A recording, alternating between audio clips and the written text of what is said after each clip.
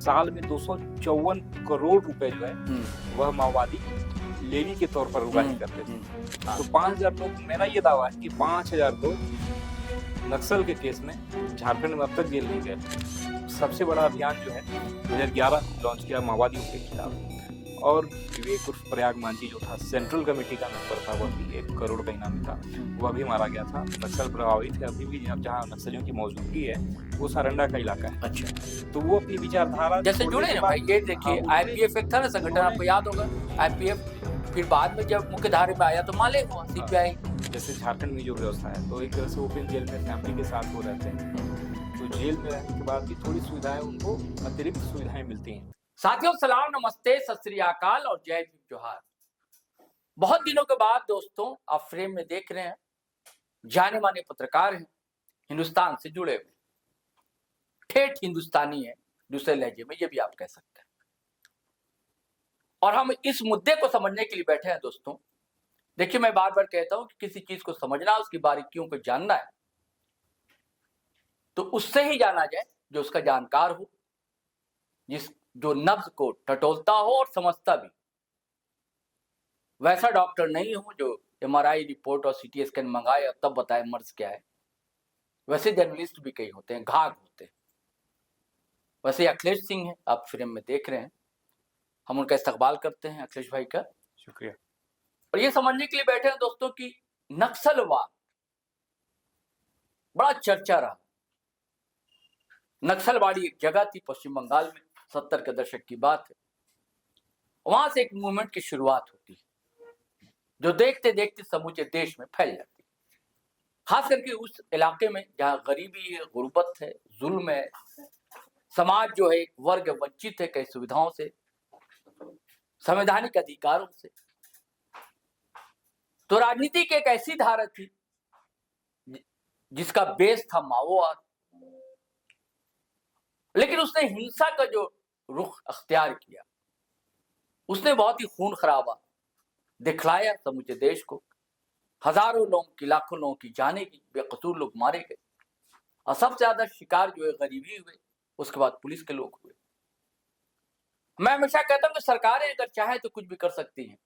Home minister आए अमित शाह साहब, और उन्होंने ठान लिया, और उनका ताजा बयान इस 30 मार्च को सदन में उन्होंने दिया कि अब नक्सलवाद खत्म हो चुका है समूचे देश में, और तारीख बताई 31 मार्च की। एक आध हफ्ते ही हुए हैं अभी दोस्तों। तो इसे हम समझेंगे कि क्या सच में नक्सलवाद खत्म हो गया है या ये सिर्फ राजनीतिक बयानबाजी है, क्योंकि चुनाव भी अभी हो रहे हैं बंगाल में और असम में। असम में तो इसका कोई असर नहीं रहा, लेकिन बंगाल, नक्सलवाड़ी तो बंगाल में ही असर वहां रहा है। तो अखिलेश भाई, मैं यही जानना चाहता हूं आपसे कि क्या सच में नक्सलवाद का खात्मा हो चुका है? नक्सलवाद का खात्मा पूरी तरह हो गया ये तो हम नहीं कर सकते फिलहाल, लेकिन नक्सलवाद आज उस मुकाम पर है जहां से वह फिर से खड़ा नहीं हो सकता। अच्छा। और इसकी वजह यह है कि नक्सलवाद को जो खाद पानी मिलना चाहिए था वो मुमकिन नहीं है कि वो आज की परिस्थितियों में मिले। और आप देखिए, जैसे नक्सलवाद, आपने नाम लिया नक्सलवाड़ी का, तो नक्सलवाड़ी यहाँ से नक्सलवाद और या फिर एक शुरुआत होती है, उग्र जो वाम विचारधारा जो है उसकी शुरुआत भारत में वहां से हुई। तो आज वहां पर ही वो चीजें खत्म हो गई, और जो उनके जनक थे वो बाद में वो खुद उस आइडियोलॉजी से पीछे हट गए। तो एक तो वो पक्ष है। दूसरा, जब लगातार अभियान चला, उसके साथ साथ जब केंद्र की सरकार ने अलग अलग एक्शन प्लान जो है नक्सल क्षेत्र का वो तैयार किया, और उसके जरिए वहां पर डेवलपमेंट एक तरह से शुरू हुआ, विकास की योजनाएं वहां पहुंचाई गई, कम्युनिकेशन का सिस्टम वहां पे पहुंचा, जो सड़कें हैं, बिजली, पानी, वो वहां पर जब पहुंचा, तो एक तरह से लोगों का जो आकर्षण जो था माओवाद के प्रति, वो स्वतः ही कहें तो वो कम हो गया वहां पे।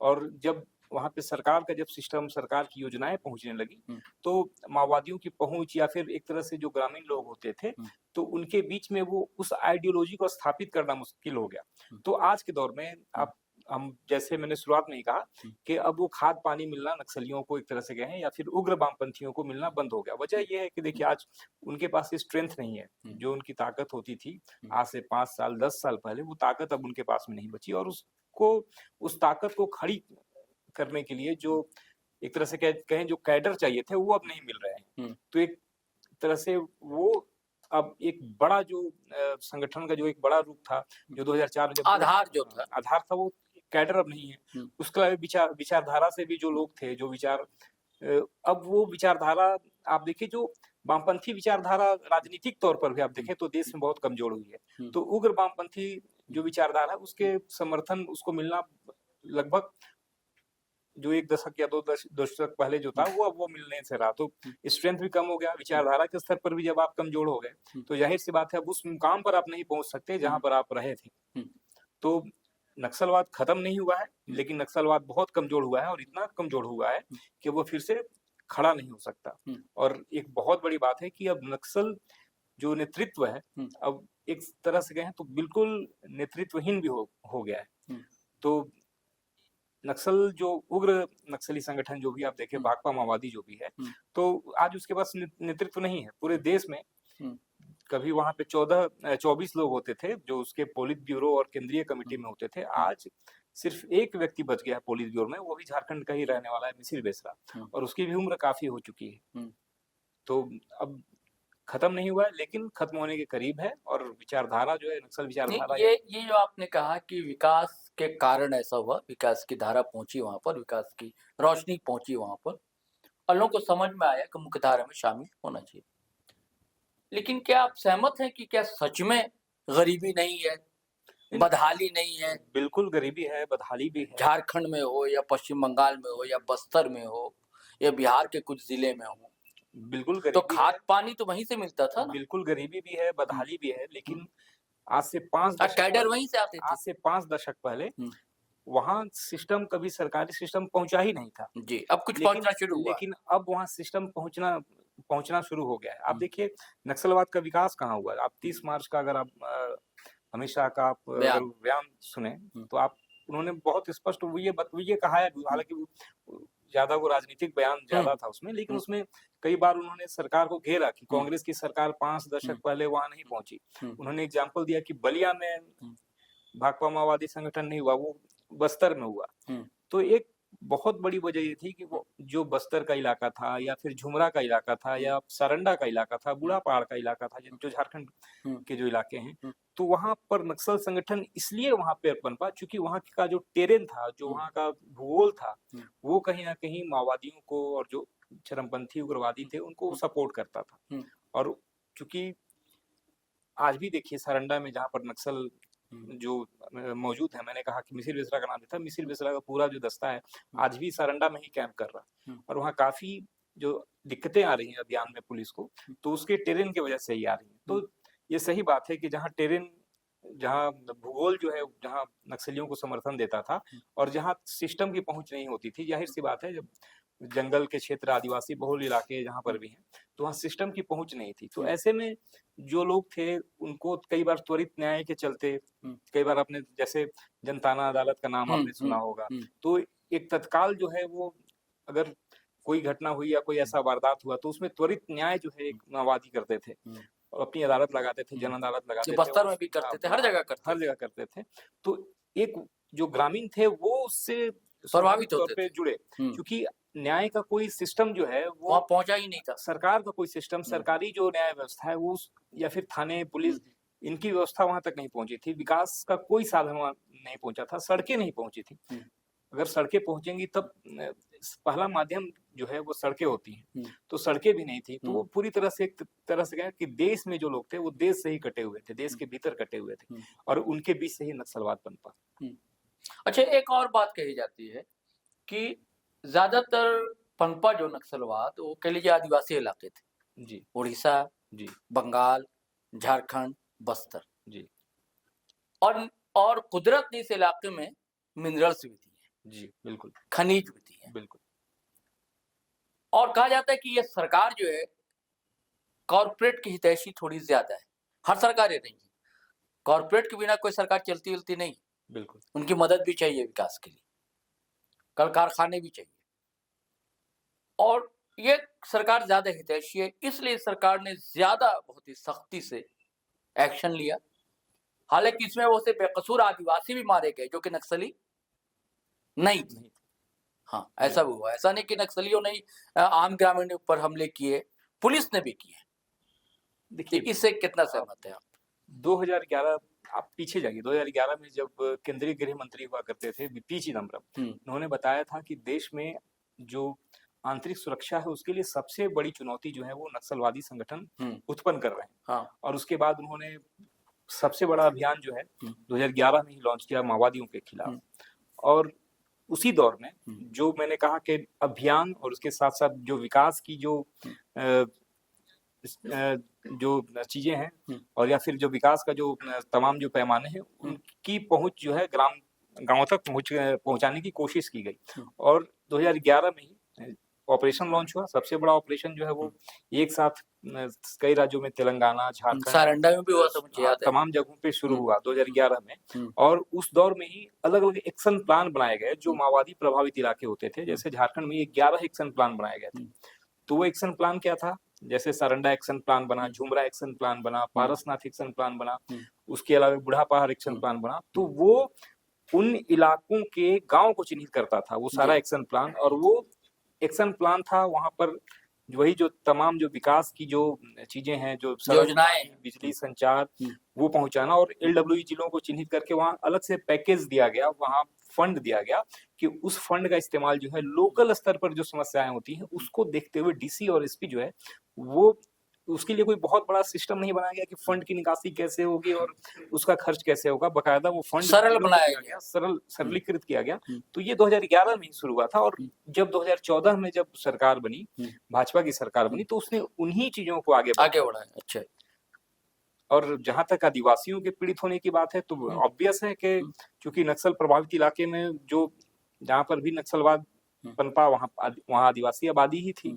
तो जब भी अभियान जब भी चला तब वो जो आबादी थी वह पुलिस और नक्सली दोनों के बीच में ऑब्वियस है कि वो पिसती रही, हमेशा ही पिसती रही। और कई बार ऐसी घटना हुई, झारखंड में भी हुई। मुझे याद आता है कश्मीर, मैं कश्मीर गया था तो वहां के लोगों से मिला था तो उन्होंने कहा था कि हम लोग तो दोनों तरफ से पिसते हैं, पाकिस्तानी जो आतंकवादी उनसे ही त्रसते हैं हम लोग, वो भी हमारे साथ जुल्म करते हैं, और जो पुलिस और सेना के लोग हैं वो उनको पकड़ने के चक्कर में हमारे साथ करते हैं। वजह ये है कि वो यही हाल आदिवासियों का। हाँ, चूंकि होता क्या है कि जब जो नक्सल प्रभावित इलाके हैं वहाँ जो गांव है तो नक्सलियों को भी रसद की जरूरत पड़ती है, अनाज की जरूरत पड़ती है। तो वो तमाम उन चीजों के लिए वह ग्रामीणों पर निर्भर होते हैं। और अगर ग्रामीण उन चीजों को उपलब्ध कराते हैं नक्सलियों को तो वो सीधे पुलिस के टारगेट पर आते हैं।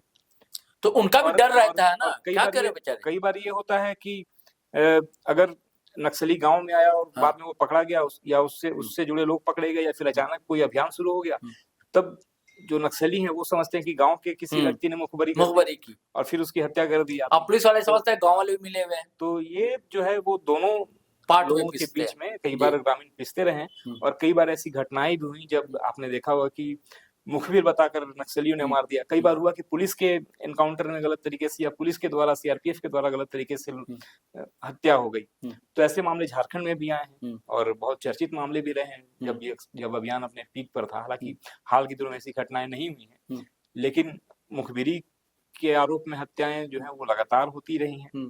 और उसी तरह ग्रामीण भी हमेशा पुलिस की कई बार या सुरक्षा बलों के जो लोग हैं उनके भी शिकार होते रहे। अभी झारखंड में कौन कौन सेंटर बच गया होगा पॉकेट? देखिए झारखंड भी दम नहीं तोड़ा, अभी भी कुछ है, सांस ले रहा है। झारखंड में जो सबसे बड़ा इलाका है जो नक्सल प्रभावित है अभी भी, जहाँ नक्सलियों की मौजूदगी है, वो सारंडा का इलाका है। अच्छा। जनवरी महीने में हालांकि वहाँ ऑपरेशन हुआ और 17 माओवादी एक साथ मारे गए थे। और मारे गए लोगों में बड़ा कैडर भी था। पतिराम मांझी मारा गया था जो 1 करोड़ का इनामी था और नक्सलियों के केंद्रीय कमेटी का सदस्य था। और अभी जो इलाका है सारंडा का और जहाँ पर माओवादी कैंप कर रहे हैं तो उनके साथ मिसिर बेसरा है जो पोलित ब्यूरो का मेंबर है। और मिसिर बेसरा एकमात्र उग्रवादी है जो पोलित ब्यूरो में है और जो बचा हुआ है। बाकी जो तमाम जो पोलित ब्यूरो के मेंबर थे वो न्यूट्रलाइज हो गए। हालांकि एक व्यक्ति और है गणपति जो अब पिछले 1 दशकों से वो सक्रिय नहीं है और या उनके होने के बारे में बहुत स्पष्ट कुछ नहीं कहा जा सकता। तो एक मिसिर बेसरा है जो सारंडा इलाके में कैंप कर रहे हैं। उसके अलावा उनके साथ में टेक विश्वनाथ है जिसने वो माओवादियों का वो टेक्निकल एक्सपर्ट बताया जाता है। अच्छा। और जो टेक विश्वनाथ है वो अपनी पत्नी के साथ है। अच्छा। और वो बहुत ही उसने ही उसके बारे में ही बताया जाता है कि उसने जो माओवादी जहाँ अभी ठहरे हुए हैं तो उस इलाके की उसने घेराबंदी कर रखी है और वो पूरी आईडी से वो घेराबंदी की गई है। आज भी जब हम लोग बात करें तो अब से कुछ घंटे पहले वहाँ एक ब्लास्ट भी हुआ, अच्छा, जिसमें सीआरपीएफ के एक जवान की घायल होने की सूचना है। तो जो विश्वनाथ है, उसकी पत्नी नीलिमा है, उसके अलावा मिसिर बेसरा के दस्ते में लगभग 40 माओवादी हैं जो सारंडा इलाके में कैंप कर रहे हैं। और जनवरी महीने में जब अभियान चला था तो 17 लोग, चूंकि एक बड़ा नुकसान था, बड़ा दस्ता एक साथ था और वह पुलिस के रडार पर आया, सुरक्षा बलों के रडार पर आया और वो दस्ता खत्म हो गया। तो अब नक्सलियों ने ये रणनीति बनाई उसके बाद कि जो अपना बड़ा दस्ता है उसको छोटे छोटे दस्तों में आसपास के ही गाँव में उसने बांट रखा है।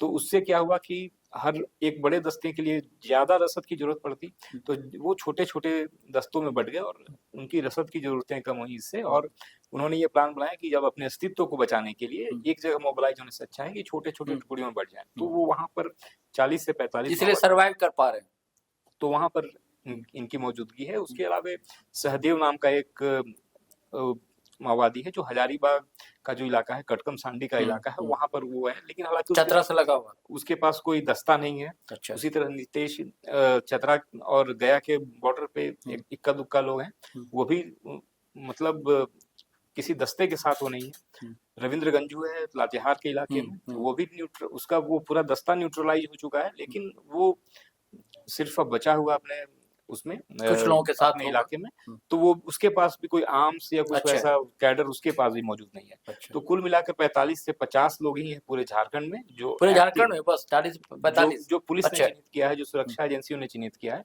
तो वो उनका एग्जैक्ट नंबर 45 है। हालांकि उसको हम लोग माने तो चूंकि सिंपैथाइजर ज्यादा लोग हो सकते हैं, लेकिन नंबर जो है वो 45 बताती है, लेकिन उसके सहयोगी, उसके सिंपैथाइजर वो हो सकते हैं मौजूद।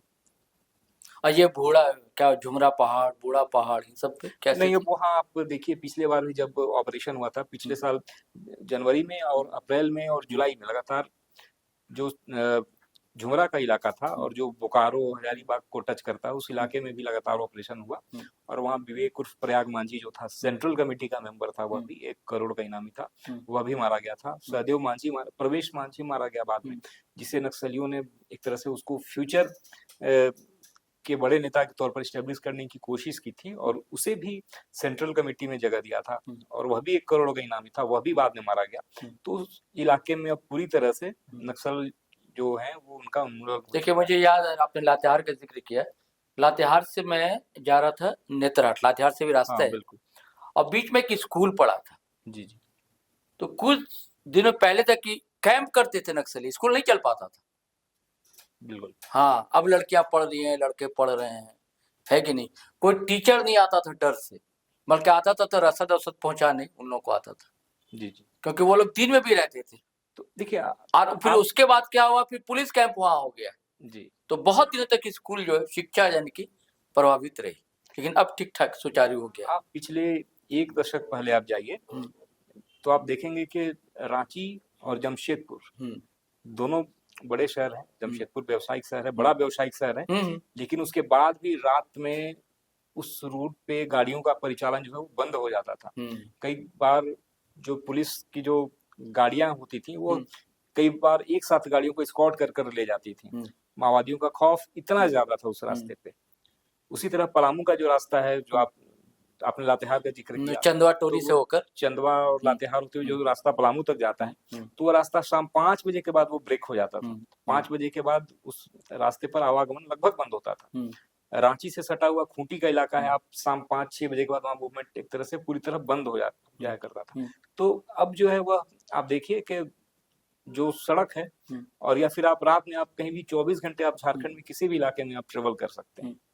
चाईबासा जो अभी भी नक्सल प्रभावित जिला है, आप चाईबासा में भी आप कभी भी घूम सकते हैं। और उसकी वजह यह है कि पुलिस कैंप जो है वो नक्सल जहां जहां पर भी नक्सल संगठन थे, जहां नक्सलियों की मौजूदगी होती थी, चाहे वो चाईबासा का ट्राई जंक्शन हो, वहां पर जैसे उस एरिया में माओवादियों ने जैसे उस एरिया को छोड़ा, जैसे वहां पे एक तरह से कहें खालीपन आया, तो वहां पुलिस का कैंप स्टेब्लिश हो गया ताकि फिर दोबारा माओवादी वहां दस्तक नहीं दे सके। तो कैंप जो है वो आज गांव-गांव में और जंगल के अंदर तक बने हुए हैं, ताकि जो नक्सलियों ने जिस इलाके को छोड़ा वहां सुरक्षा बलों की मौजूदगी हो गई, तो उससे क्या हुआ कि लोगों का आना जाना और ग्रामीणों के लिए भी एक तरह से जो वहाँ पे जीवन है वो थोड़ा आसान हो गया। और आपने स्कूल का जिक्र किया, तो ये सच है कि पहले स्कूल कई बार ग्रामीण क्षेत्रों में वह नक्सलियों के लिए बसेरा होते थे, लेकिन जब पुलिस वहां पर पहुंची तो वहाँ कैंप, शुरुआती दिनों में वहाँ कैंप नहीं होते थे, तो ऐसे में मजबूरन जो है सुरक्षा इस्तेमाल किया जो है उसका इस्तेमाल करते थे। हालांकि बाद में कई बार सेंट्रल ने भी कहा और केंद्रीय गृह मंत्रालय से यह निर्देश भी आया कि स्कूलों को सुरक्षा बलों के कैंप की तरह इस्तेमाल नहीं किया जाना चाहिए। उसके बाद वह जो है वैसा होना बंद हो गया और अब बाकायदा सारंडा जहाँ पर अभी नक्सली बचे हुए हैं वहां भी आप देखेंगे 5, 6, 9 कैंप बने हैं और वहां पर जो है सुरक्षा बल जो है वहां उनकी मौजूदगी अब रह रही है। अब कोई सरकारी बिल्डिंग या स्कूल वहां पर अब बल। अच्छा, 1-2 सवाल और ध्यान में आते हैं अखिलेश भाई, वो ये है कि क्या विचार बचा रह गया था इन लोगों के पास माओवाद का, क्या सब चंदा उगाही का गैंग हो गया था? देखिए अभी ये भी आरोप लगते हैं। बहुत ही इंटरेस्टिंग सवाल आपने पूछा। अभी जब 30 तारीख को जब केंद्रीय गृह मंत्री अपनी बात रख रहे थे सदन में, तो उन्होंने एक आंकड़ा दिया कि जब अभियान चल रहा था माओवादियों के खिलाफ तो कुछ ऐसे दस्तावेज मिले जिनसे ये पता चला कि साल में 254 करोड़ रुपए जो है वह माओवादी लेवी के तौर पर उगाही करते थे। तो ये तो सच है कि लेवी की उगाही होती थी और लेवी की उगाही किससे होती थी? जो उस इलाके में जो सरकारी काम होता था, जो ठेके होते थे या फिर तेंदुपत्ता का कारोबार होता था, जो व्यवसाय होता था, तो तमाम चीजों से एक तरह से लेवी तो उठता था। और एक बड़ा मुझे याद आता है महाराज प्रमाणिक एक बड़ा नक्सली हुआ करता था, तो जब उसने सरेंडर किया तो उसने लेवी को लेकर ये बातें बताई थी कि संगठन में जो है वो कैसे कैसे और किस स्तर पर पैसे का बंटवारा होता है। और उसने ये भी कहा था कि जो वैचारिक चीजें जब वह नक्सली संगठन में जब गया था तो उसकी बकायदा उन लोगों को पढ़ाई होती थी, उनको बताया जाता था, लेकिन बाद में वो चीजें जो है खत्म हो गई। तो जाहिर सी बात है जब वैचारिक बातें होनी बंद हो गई और जब उस तरह से जब उनका पूरा फोकस जो है वो लेवी पे ज्यादा आ गया। और संगठन में भी आप देखिए, संगठन में भी जो 2 तरीके से माओवादी काम करते थे, एक मिलिट्री कमीशन होता था और दूसरा जो वैचारिक स्तर पर जो लोग काम करते थे। तो संगठन में मिलिट्री कमीशन की जो भूमिका है वह लगातार बढ़ती गई। तो उससे क्या हुआ कि मुझे लगता है कि जो बेरोजगार लड़के थे उनको उठा कर भर्ती किया गया में या लेवी वसूलने में माओवादी ज्यादा उनका फोकस रह गया और विचारधारा के स्तर पर और वैसे नौजवान भी गांव के शामिल होते गए जो बेरोजगार थे। कुछ पैसे आ जाएंगे, बाइक आ जाएगी, दबंगई करूंगा, ये भी होता है। ये भी हुआ, ऐसा भी हुआ है। लेकिन 2018 के बाद मिलिट्री कमीशन जो है वो ज्यादा मजबूत हो गया संगठन के भीतर और वैचारिक रूप से ये लोग कमजोर भी होते गए। वैचारिक स्तर पर जो लोग जो काम करते थे उस तरह से उनका संगठन, उनकी अहमियत कम होती गई। तो ये जाहिर सी बात है। अब जैसे मैंने गणपति का नाम लिया, तो गणपति जब तक संगठन में रहा तो वो वैचारिक चीजों पर उस दौरान माओवादी जो है वो उस समय तक ज्यादा फोकस करते थे। लेकिन गणपति के हटने के बाद जब नमला केशव राव आया तो वो मिलिट्री कमीशन का प्रमुख हुआ करता था और बाद में वो माओवादी का जनरल सेक्रेटरी बन गया। तो ऑब्वियस था कि वो जिस विचारधारा को रिप्रेजेंट करता था उसके जब वो नेतृत्व में आया तो उसने मिलिट्री कमीशन पर ज्यादा फोकस दिया या फिर मिलिट्री एक्टिविटीज पर ज्यादा फोकस किया। तो उसका असर ये रहा, घटनाओं या फिर वारदातों को अंजाम देने के साथ फिर लेवी की वसूली एक तरह से फोकस माओवादियों का रह गया। और क्योंकि अपने झारखंड में भी कई ऐसे नक्सली रहे जो बाद में सियासत में चले आए, विधायक सांसद भी बने, बहुत लोग। तो अभी ये सवाल है कि क्या ये सच में सिर्फ नक्सली खत्म है या विचार भी खत्म हुआ है? क्या जो शहर में भी जैसे एक टर्म आजकल इस्तेमाल किया जाता है अर्बन नक्सल, तो क्या उस वैचारिकी के लोग अभी भी क्या शहर में नहीं होंगे? देखिए अर्बन नक्सल जो उनके सपोर्टर रहे, अर्बन नक्सल का जो टर्म है वो एक तरह से पॉलिटिकल आप कह लीजिए, जो कहिए, लेकिन शहर में तो लोग रहे उनके उग्र वामपंथी विचारधारा को समर्थन नहीं देते। आप अर्बन नक्सल का जो टर्म आया वो भीमा कोरेगांव केस के बाद आया। हाँ, और उसमें आप देखेंगे तमाम इंटेलेक्चुअल लोगों पर उस दौरान केस हुआ। झारखंड से विष्टेन स्वामी गए, उसके अलावा जितने भी लोग थे उसमें या तो हाँ ठीक है, मैं नक्सली को सपोर्ट नहीं करते थे, लेकिन माओवाद की जो वैचारिकी है सीधे तौर पर वो आर्म्स जो रिप्रेजेंटेशन था या आर्म्स जो उस तरह से जो लड़ाई थी उसको वो फोकस उसको रिप्रेजेंट नहीं करते थे, लेकिन विचारधारा के स्तर पर संभव है कि जो लोग हैं वो अभी भी हैं, मौजूद हैं, लेकिन उस अर्बन नक्सल जैसे को कि फाइंड कवि आउट थे एक करना, वरवर राव, वरवर राव, गदर, हाँ, तो उनको चिन्हित करना या फिर क्योंकि वरवर राव से हमारी बातचीत हुई है, आए थे यहाँ, तो कहीं ना कहीं वो धारा लगती थी कि वो वहीं तक पहुंचती। बिल्कुल ऐसे कई लोग हैं, लेकिन जब तक वो सीधे एक तरह से कहें कि वो एक सीधे कन्फ्रंट नहीं करते, जब आपके सिस्टम को आम से सीधे आपको चैलेंज नहीं करते, और वो अपनी कविताओं के माध्यम से अपनी बात रखते थे। आप जब इसमें एक चीज और मैं जोड़ना चाहूंगा, अभी जब देबू जी जो अभी वर्तमान में जो तेलंगाना में उनकी गिरफ्तारी हुई, जो वर्तमान में भी जो इनके सेक्रेटरी थे, तो गिरफ्तारी के बाद उनका एक बयान अखबारों में आया, इंडियन एक्सप्रेस ने उनका इंटरव्यू लिया था, तो उसमें उन्होंने बताया कि मैं मतलब गिरफ्तार हुआ हूँ और मेरी विचारधारा अब भी वही है, और उन्होंने ये कहा कि अब जो लोग हैं वो राजनीतिक रूप से, जो भाकपा माओवादी है उसके लोग जो है राजनीतिक रूप से मुख्य धारा से जुड़े, तो वो अपनी विचारधारा जैसे जुड़े ना भाई। ये देखिए आईपीएफ एक था ना संगठन, आपको याद होगा आईपीएफ, फिर बाद में जब मुख्य धारा में आया तो माले हुआ, सीपीआई माले। हाँ, वो पहले आईपीएफ था। इन्होंने भी जो है अपनी हथियार छोड़ने की बात कही, शस्त्र छोड़ने की बात कही, लेकिन विचारधारा छोड़ने की बात उन्होंने नहीं कही। जब वो पुलिस की गिरफ्त में है, जब अभी वो तेलंगाना में वहां जेल में है, तब उन्होंने कहा कि हम लोग जो है अब राजनीतिक तौर पर हम लोगों को सक्रिय होना चाहिए, हथियार छोड़कर, या हथियार की लड़ाई अब उस तरह से अब की परिस्थिति में मुमकिन नहीं है, तो हमें राजनीतिक तौर पर मुख्य धारा में आना चाहिए। तो ऑब्वियस है कि जब एक बड़े माओवादी नेता ये बोल रहे हैं और कई लोग ऐसे हैं जो उनके विचारधारा के समर्थक हैं, तो राजनीतिक तौर पे उनकी सक्रियता को आप रोक भी नहीं सकते, और विचारों का प्रवाह है उसको रोका भी नहीं जा सकता। अब उसको भले ही लोग अलग टर्म दें, अर्बन नक्सल कहें या कुछ और दूसरे टर्म। एक दो सवाल और है, वो ये है कि जितने लोग नक्सली जो होते हैं मुख्यधारा में आते हैं, सरेंडर करते हैं, तो फिर बाद में बेचारे वही बदहाली की जिंदगी गुजार रहे थे। शुरुआत में तो ऐसा ऐलान होता है कि सरकार ये दे रही है, वो दे रही है, और फिर बाद में उन्हें कुछ मिलता नहीं। कई लोग गांव में रहते हैं, कई ऐसे लोगों की स्टोरी सामने आती है कि जो पहले नक्सली रहे, वो सोचे थे कि मुख्यधारा में आ जाएंगे तो ये सुविधाएं मिलेंगी, वो सुविधाएं मिलेंगी, परिवार ठीक ठाक हो जाएगा।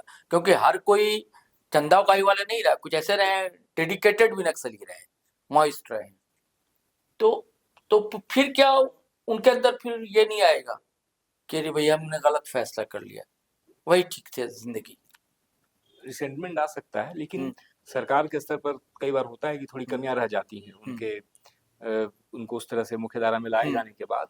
कई बार चूंकि लंबा मुकदमा चल रहा होता है, जब आप संगठन में होते हैं, कई तरह के केस आप कई केस होते हैं। हालांकि आप देखिए सरकार जो है उसमें, जैसे झारखंड में जो व्यवस्था है, तो एक तरह से ओपन जेल में फैमिली के साथ वो रहते हैं, तो जेल में रहने के बाद भी थोड़ी सुविधाएं उनको, अतिरिक्त सुविधाएं मिलती हैं, तो उसको लेके थोड़ा एक उनके भीतर जो है मतलब ये होता है कि चलो ठीक है, अब जब जंगल में हथियार लेकर भटकते थे तो आज कम से कम परिवार के साथ हैं, जेल में भी हैं तो परिवार उनके साथ होता है, तो एक थोड़ी राहत उनको मिलती है। जब वो छूटते हैं तो कई बार ये उनके सामने संकट आता है कि वो भविष्य को लेकर के अब वो क्या करें, उनको रोजगार के लिए क्या करें। और देखिए अब जो उनको पैसे मिलते हैं वो वही रकम होता है जो उनके ऊपर इनाम, तो कई बार जो छोटे कैडर जो होते हैं 1 लाख 5 लाख, तो वो उतना बड़ा रकम नहीं है कि वो उससे कोई बहुत बड़ा कारोबार कर सकें, तो छोटी छोटी जीविका की चीजें ही कर पाते हैं। और सरकार के स्तर पर कई बार उस तरह से जो जमीन देने का वायदा है अब तक वो पूरा नहीं हो पाया। मुझे याद नहीं है कि किसी नक्सली को जमीन मिली अब तक जमीन मिली हो, तो वो चूंकि उनको बसाने के जो वायदे हैं उनको, तो मेन आपको याद होगा यहाँ पर एक समय बीजेपी थे, पांडे जी, क्या नाम था उनका, डीके पांडे। उस समय बहुत शोर होता था ये वापसी किए वो वापसी किए, और उन लोगों को कुछ मिला नहीं। ये हुआ, जमीनें नहीं मिल पाई, हालांकि इनाम की रकम जो है वो मिलता है। उसके अलावा एक फिक्स जो है वो 2-2.5 लाख रुपए का उस तरह से 2-3 उसको उस तरह से मिलते हैं, पैसे मिलते हैं, लेकिन वो पर्याप्त नहीं होता जैसा कि मैंने कहा, और कुछ कमियां रह जाती हैं सरकार की तरफ से भी। जो कमेटी झारखंड में कौन कौन संगठन सक्रिय रहा? देखिए झारखंड में भाकपा माओवादी तरह से सबसे बड़ा संगठन था जो एक्टिव था। उसके अलावा रांची और उसके आसपास के इलाकों में कुछ जिलों में पीएलएफआई की सक्रियता बहुत थी। उसके बाद पीएलएफआई पर तो चतरा का इलाका आरोप ये लगता है कि वो पुलिस का सहयोग नहीं, था या आरोप लगता है? पुलिस ने टीपीसी जो है अच्छा, वो टीपीसी। उसके ऊपर आरोप लगता है कि अच्छा। उसे सुरक्षा एजेंसियों ने खड़ा किया था। तो वो चतरा के इलाके में वह सक्रिय रहा था, टीपीसी खास करके। उसके सुप्रीमो अभी भी गिरफ्तार नहीं हुए, वो बाहर ही है। बाकी उसका पूरा जो कैडर है वह खत्म हो चुका है, अधिकांश लोग जेल में है। हालांकि उसके मैं नाम नहीं लूंगा, मैं पलामू के इलाके में एक बहुत घूमा था, मैं 20-22 गांव घूमा था। तो एक इलाका है, वहां पर एक थाना था। पता मुझे लगता है कि पीएलएफआई वाले रात में यही थाने में जी रात गुजारते हैं। तो आप जंगल के बीच थाना है। कई बार होता है कि हाँ। सुरक्षा, जैसे जेजेएमपी नाम की भी एक उग्रवादी संगठन यहाँ पे हुआ करता था। अब हाँ। उसके जो सुप्रीमो है पप्पू लोहरा, तो आज से लगभग 7-8 साल पहले एक तस्वीर वायरल हुई और उस तस्वीर में मोटार लिए पप्पू लोहरा जो है वो खड़ा है और उसके साथ और एक उस समय का इनामी माओवादी था, उग्रवादी था, जो टीपीसी जेजेएमपी से जुड़ा हुआ था, वो था। और ये सारे लोग जो थे वो सुरक्षा बलों के कैंप में थे और बकायदा ये बताया जा रहा था, जो पुलिस के ही जो लोग थे उन्होंने उस तस्वीर को बाद में मीडिया में लाया था, नाम नहीं बताने की शर्त पर, और उसमें ये बताया गया कि ये सुरक्षा बलों के कैंप में है और सुरक्षा बलों के लोग इनको ट्रेनिंग दे रहे हैं। अच्छा। और ये उस दौरान की तस्वीर है। तो ये कई बार होता था कि माओवादियों से मुकाबले के लिए कई बार फ्रिंज एलिमेंट्स को जो सुरक्षा बल है, अच्छा, ऐसे यहाँ हुआ था बस्तर में सलवा जुड़, याद होगा आपको। उसके बाद क्योंकि वहाँ छत्तीसगढ़ में बहुत ही अलग मॉडल वहाँ फॉलो किया गया। बाद में वहाँ पर जो लोग और उस समय उसकी अगुवाई करते थे महेंद्र कर्मा करके, कांग्रेस के लीडर हुआ करते थे, जिनको बाद में माओवादियों ने 2013 में झीरम घाटी में उनकी हत्या कर दी गई थी और पूरी कांग्रेस की लीडरशिप बड़ी विशेष शुक्ला थे और कई लीडर थे, नंद कुमार पटेल थे। वहाँ छत्तीसगढ़ में एक अलग भी था, वहाँ पे एक अलग फोर्स भी तैयार किया गया जिसमें पूर्व नक्सली और जो ग्रामीण होते थे, और वो बहुत उसका बहुत इम्पैक्ट रहा। आज जब आप बताते हैं कि बस्तर में बहुत कमजोर हो गए माओवादी, तो उसके पीछे उस फोर्स का बहुत बड़ा योगदान रहा है। और आप देखेंगे सबसे ज्यादा नक्सलियों को नुकसान भी बस्तर और जो छत्तीसगढ़ में जो जहाँ पर भी अभियान बस्तर में ज्यादा था, थोड़ा बहुत सरगुजा जगदलपुर वगैरह। तो सबसे ज्यादा नुकसान जो है उनको माओवादियों को छत्तीसगढ़ में पिछले 2 सालों में उठाना पड़ा। तो उसके पीछे वो ताकतें थी जो कभी नक्सलियों के लिए काम करती थी, तो वही ताकतें जब सुरक्षा बलों के साथ में आई तो उनके पास में ज्यादा इनपुट था, ज्यादा सूचनाएं थी, उनके पास में मूवमेंट की जानकारी होती। तो तमाम बड़े लोग जो आप देखेंगे छत्तीसगढ़ में जो माओवादी होते थे वो 1-2 सालों में एलिमिनेट हो गए। अच्छा, बस्तर में देखा कि महिलाएं भी दस्ता में शामिल थी, यहाँ थी क्या महिलाएं झारखंड में? अभी भी हैं महिलाएं। जैसा कि मैंने आपको बताया कि जो मिसिर बेसरा का दस्ता है तो वहाँ पे महिलाएं नीलिमा है जो साउथ की रहने वाली तमिल हैं वो। उसके अलावा और कई वहाँ की स्थानीय महिलाएं भी हैं जो कैडर हैं, कम ही बची हैं लेकिन महिलाएं रही हैं। यहाँ पर भी आप देखिए जब शीला मरांडी जो प्रशांत दा जो भी जिनकी मृत्यु हुई अभी, उनकी पत्नी भी जो शीला मरांडी है वो भी संगठन में बड़े पद पर रही थी और अब फिलहाल वो जेल में है। तो मुझे याद आता है कि मैंने भी एक स्टोरी की थी कि कैसे नक्सल दंपत्ति जो है वो आज से मतलब वो 14-15 साल पहले की स्टोरी की थी कि कैसे नक्सल दंपत्ति जो है वो माओवादी संगठन में सक्रिय हैं और कई सारे ऐसे लोग थे, 15-16 लोग थे जो पति पत्नी दोनों संगठन में वहां सक्रिय थे और बड़ी भूमिका निभा रहे थे। तो अभी भी महिलाएं हैं और सक्रिय हैं। अच्छा, एक और सवाल है, देखिए सरकार ने यह निर्णय लिया और खात्मे की ओर है नक्सलवाद। ग्लेडसन डुंगडुंग एक्टिविस्ट है, यहाँ के आदिवासी एक्टिविस्ट है झारखंड के, उनकी एक किताब भी आई थी इस पर कि 5-6 हजार उनका कहना है कि निर्दोष आदिवासी नक्सली के नाम पर बंद है जेलों में। तो क्या सरकार उसके लिए कुछ करेगी? कैसे लोग जो हैं मुख्यधारे में आए, क्योंकि बहुत इतने गरीब है बेचारे की मतलब वो तो केस भी नहीं लड़ पाते ना कई लोग। तो डालसा है हर जिले में है और बकायदा ऐसे लोगों के लिए जो लंबे समय से जेल में है, तो उसके लिए कई सारे न्यायिक व्यवस्था में ऐसी चीजें अब हैं कि अब वो जमाना अब नहीं रहा कि आप जेल में बंद हैं और आपके लिए कोई पहल नहीं हो रही। अब जेल में भी लोक अदालत लगती है और वहां पर फैसले होते हैं और उन लोगों को छोड़ा जाता है। पुराने दौर की बात रही होगी 5,000 लोग, ये नंबर थोड़ा ज्यादा लग रहा है कि 5,000 लोग नक्सल, कुछ तो हजार तो होंगे। बिल्कुल नहीं, 5,000 का नंबर तो कभी हो ही नहीं सकता। नहीं तो हजार होंगे, नक्सल हो सकता है पहले होंगे, 10-11 साल पहले की किताब की बात होगी।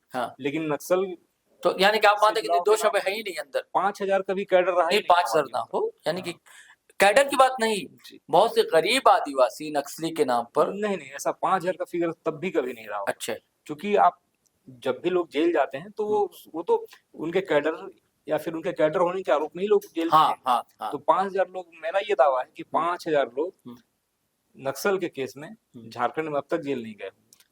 हो सकता है कि यह आंकड़ा सही ना हो, तो 1000-2000 तो हो सकते हैं कि नहीं होंगे? हो सकता है जब हाँ।